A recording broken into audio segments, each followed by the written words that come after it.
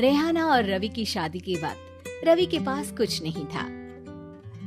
रेहाना, तुमने मुझसे शादी करके एहसान किया है। मुझसे ज्यादा तो तुम कमाती हो। अरे तो क्या हुआ, एक दिन आएगा रवि कि तुम खूब पैसा कमाओगे। मुझे तुम पर पूरा विश्वास है। रवि और रेहाना खुद को स्टैंड करने के लिए पूरी मेहनत करते। रेहाना, मैं नौकरी नहीं करना चाहता हूँ। तो कोई बात नहीं, मैं नौकरी करके घर चलाती हूँ, तुम बिजनेस सेट करने की कोशिश करो। एक दिन रेहाना, तुम जानती हो, मैंने जो विज्ञापन बनाने वाली कंपनी खोली थी ना, उसे बड़ी ब्रांड का ऑफर आया है। अब हम लोगों के दिन प्यारे न्यारे हो गए हैं। मैं जानती थी रवि कि एक दिन तुम सेटल हो जाओगे। रवि का काम अच्छा चल जाता है। एक दिन वो रेहाना से कहता है, रेहाना, अब हम लोगों का बच्चा भी हो गया है। बहुत छोटा है वो, उसका ख्याल कैसे रखेंगे हम? कैसे क्या, मैं गांव से माँ को लेकर आ जाती हूँ। नौकरी से हाफ डे ले लिया करूंगी। अभी तो वो छोटा है, स्कूल जाने तक मैं मैनेज कर लूंगी। देखो रेहाना, मैं अब अच्छा कमा रहा हूँ। तुमको नौकरी करके परेशान होने की कोई जरूरत नहीं है। अरे कैसी बात कर रहे हैं, मैं अपनी लगी लगाई नौकरी कैसे छोड़ दूं? और मैंने तो सुना है हम लोगों को कुछ ही महीनों में सरकारी नौकरी मिल जाएगी। सरकारी नौकरी में कितना कमा लोगी? उतने में तो मैं ड्राइवर रख लूंगा। रेहाना को रवि की बात का थोड़ा बुरा तो लगता है। कम से कम मेरी नौकरी की इतनी बेइज्जती मत करो। भूल गए, इसी नौकरी के बदौलत तुमने अपना बिजनेस खड़ा किया है। अरे वो तो मैं किसी के भरोसे भी कर लेता। देखो, अपने बच्चे को संभालो, घर का काम करो।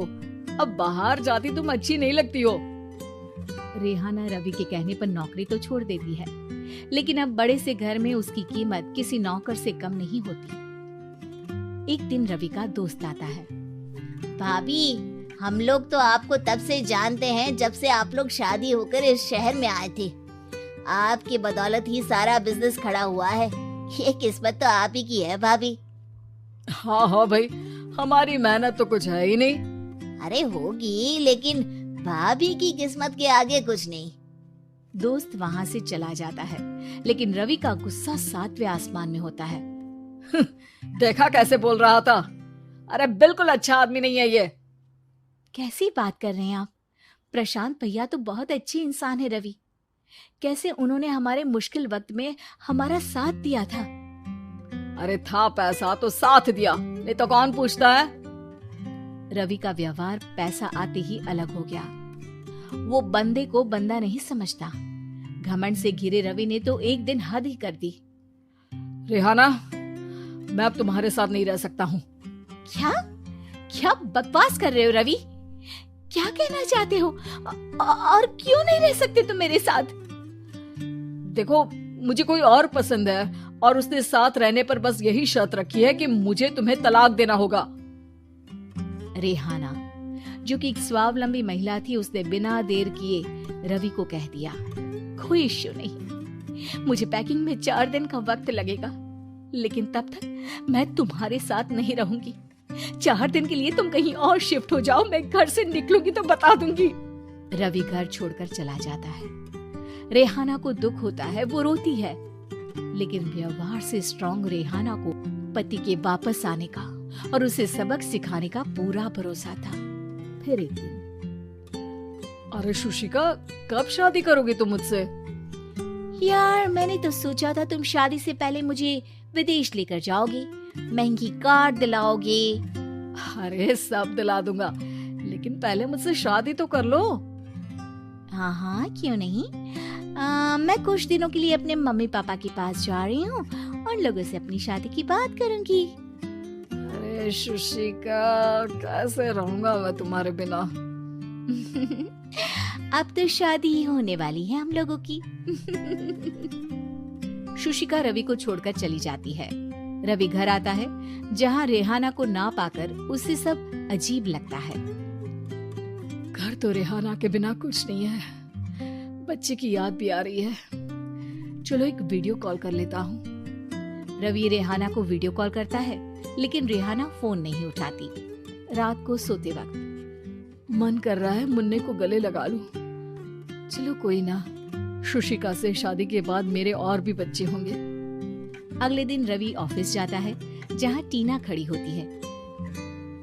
सर, आपने अपने नए ऐड के लिए मॉडल की रिक्वायरमेंट डाली थी ना, मैं उसी के लिए आई हूँ। रवि टीना को देखकर खुश हो जाता है। अब शादी हो गई है तुम्हारी? नहीं सर, बस अच्छा सा हैंडसम और अमीर लड़का देख रहे हैं मेरे मम्मी पापा। रवि के दिमाग से तो टीना को देखकर शुशिका का ख्याल भी खत्म हो जाता है। अरे यार, ये लड़की मिल जाए, कितनी सुंदर है। शुशिका तो इसके आगे कुछ नहीं है। क्या तुम्हें ऐसा नहीं लगता कि मुझसे मिलकर तुम्हारी ये खोज खत्म हो गई है? आप तो 2 बच्चों की पापा लग रहे हैं। अरे नहीं नहीं, मेरी शादी तो हुई थी, लेकिन बीवी को किसी और से प्यार था, मुझे छोड़कर चली गई। खैर, टीना की दोस्ती रवि से हो जाती है, लेकिन 1 महीने बाद शुशिका रवि के पास वापस आती है। मेरे मम्मी पापा तुमसे मिलना चाहते हैं, लेकिन उन लोगों को ये मत बताना कि तुम पहले से शादीशुदा हो, और हाँ, शादी से पहले अपनी सारी प्रॉपर्टी तुमको मेरे नाम करनी होगी।